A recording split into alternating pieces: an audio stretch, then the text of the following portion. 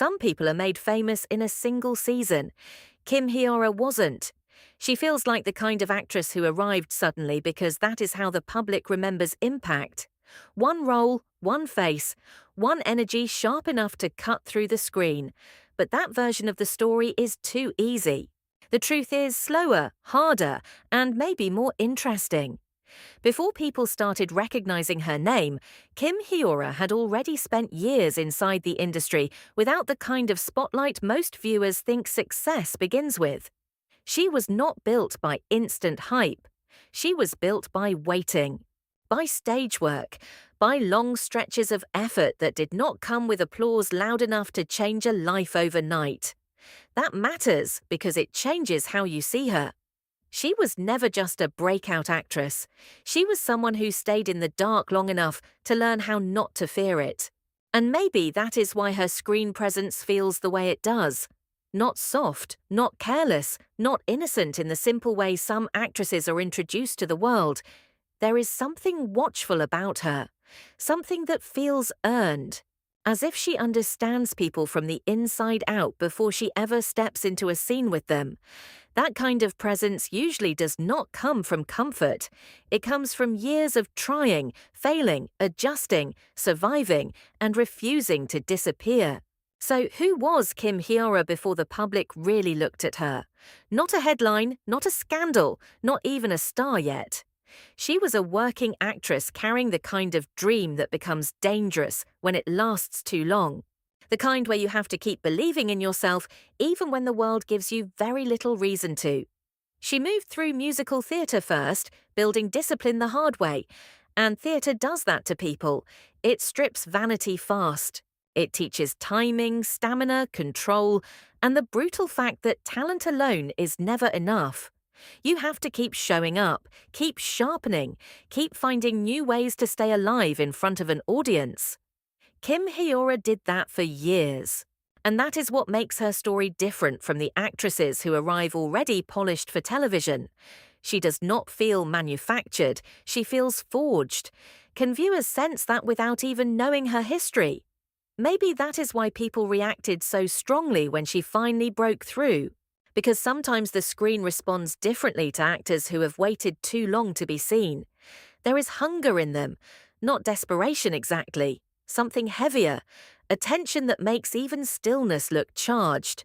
By the time the public really noticed Kim Hieora, she did not look like a beginner discovering confidence.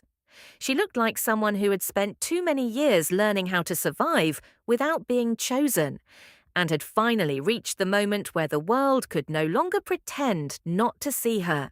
That is the real beginning of her story, not the fame, not the controversy, but the long, invisible road before either one arrived.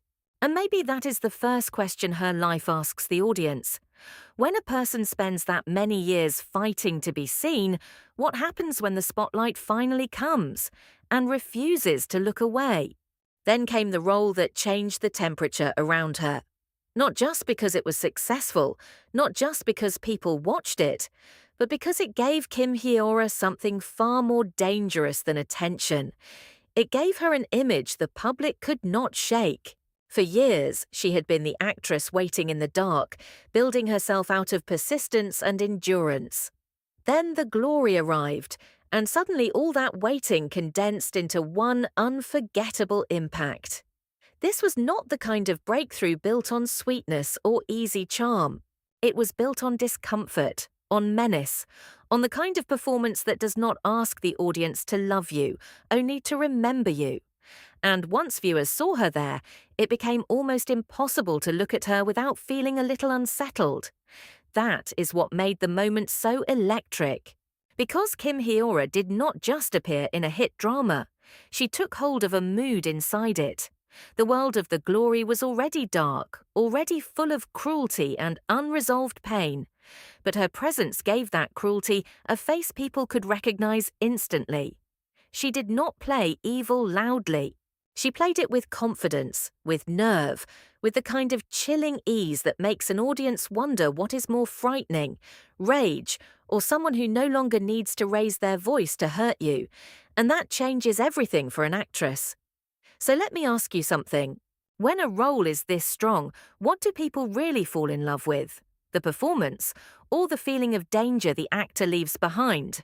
That question matters because the glory did not make Kim Hieora famous in a neutral way.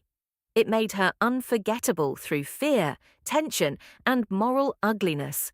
She became one of those faces viewers immediately associate with a certain kind of threat. Not because she was doing too much, but because she understood exactly how little she needed to do. A look, a smile, a stillness that felt wrong in the most effective way. That is the kind of acting that stays with people longer than dialogue ever does. And maybe that is why the role felt bigger than a normal breakthrough. It did not simply say, "Here is a talented actress." It said, "Here is someone who can make the audience deeply uncomfortable and keep them watching anyway." That is power, but it is also a risk. Because once the public attaches you to a role this strongly, it stops separating you from the emotional residue of the character as cleanly as it should. The performance lingers, the face lingers, the atmosphere lingers. Viewers start feeling like they have learned something about you, when what they have really learned is how powerful you can be inside fiction. And sometimes, especially with darker roles, that illusion becomes dangerous. Still, before any of that turned against her, the glory gave Kim Hieora what so many actors spend years chasing without ever touching. Not just fame, not just visibility, but impact. The kind that makes casting directors look twice. The kind that makes audiences remember your face before they remember your name. The kind that turns a working actress into a conversation almost overnight. And maybe that was the cruel setup hidden inside the success. Because once a role makes the world look at you this intensely, it becomes much harder to survive the moment the world starts asking what, exactly, it is seeing when it looks back. And then the role stopped feeling like fiction. That is the point where Kim Hieora's story turned from breakthrough to threat. Because there is something especially volatile about a performer becoming famous through cruelty, just before the public begins asking whether cruelty exists somewhere in her real past too. Most actors are protected by distance. They play monsters, and the audience leaves the monster behind when the episode ends. But Kim Hieora's rise did not get that luxury. The face people had just attached to one of the most disturbing forces in the glory was suddenly being dragged into school violence allegations of her own. And once that happened, the atmosphere changed instantly. No one was watching neutrally anymore. People were not just asking, "What happened?" They were asking something much darker. Did we see great acting, or something that came from somewhere real enough to recognize? That is what made the scandal so explosive. In 2023, reports surfaced accusing Kim Hieora of being involved with a notorious middle school clique and linked her to verbal abuse, physical violence, and theft.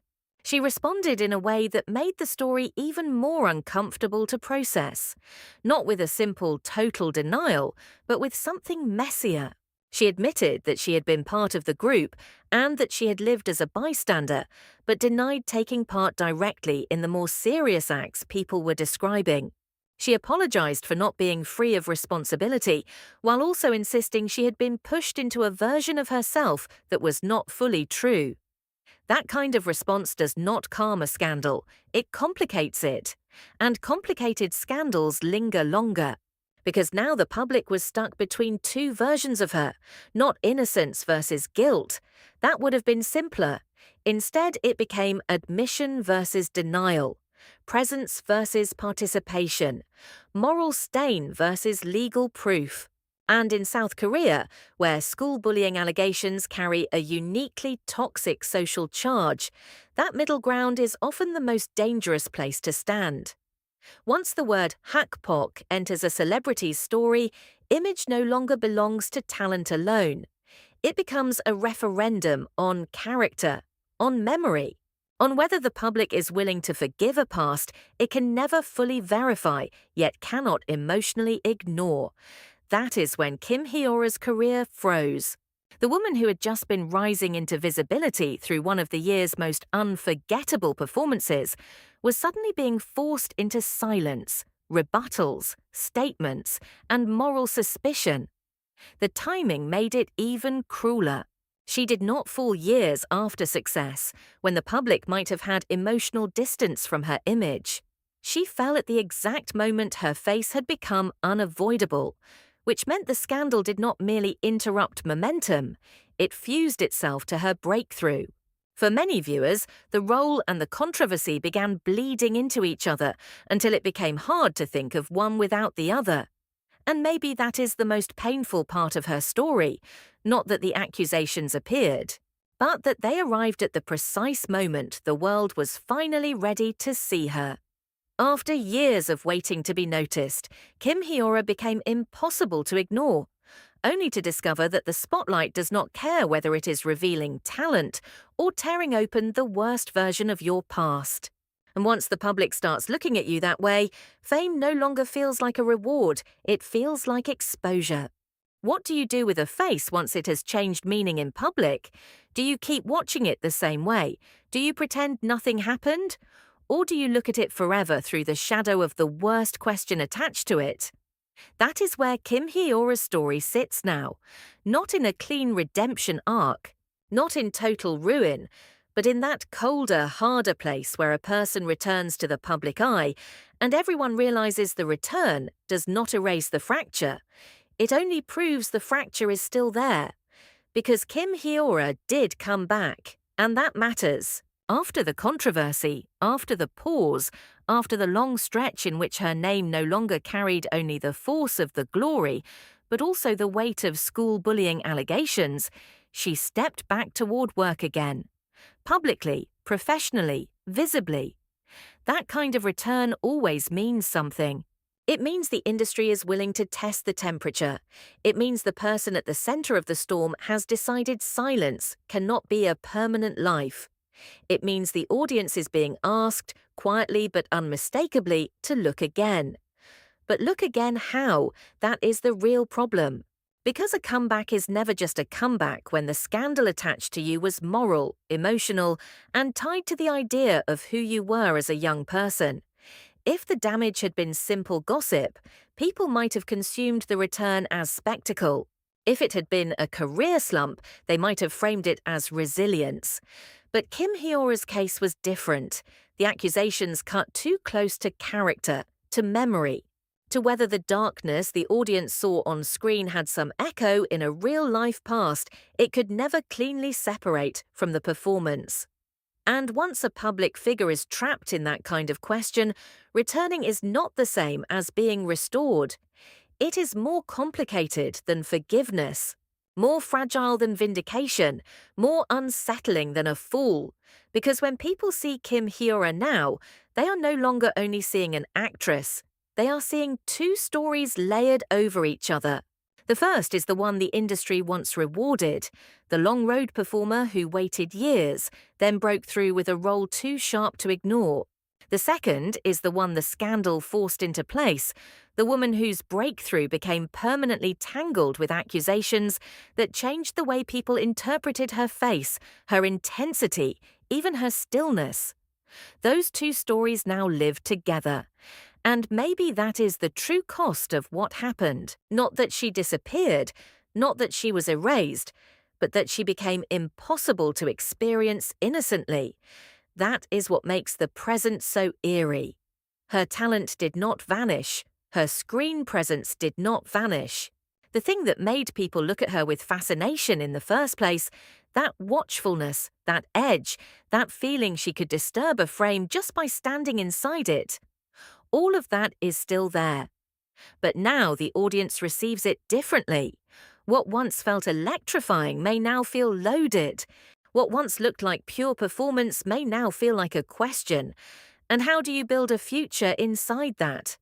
Maybe that is what makes Kim Hieora more interesting now than before, not because scandal makes people deeper, it doesn't. But because after a scandal like this, every return becomes a negotiation between art and memory. The public has to decide what it believes it is watching. A talented actress? A contested figure? A woman who should be allowed to keep working? A woman whose past should remain attached to every new role? No matter which answer people choose, none of them are simple. So, this is not the story of a woman who cleanly fell and beautifully rose. It is the story of what happens when success, controversy, and identity become fused too tightly to pull apart again. Kim Hieora is still here, still visible, still working, still carrying the same face that once made audiences shiver for fictional reasons and now makes them hesitate for real ones.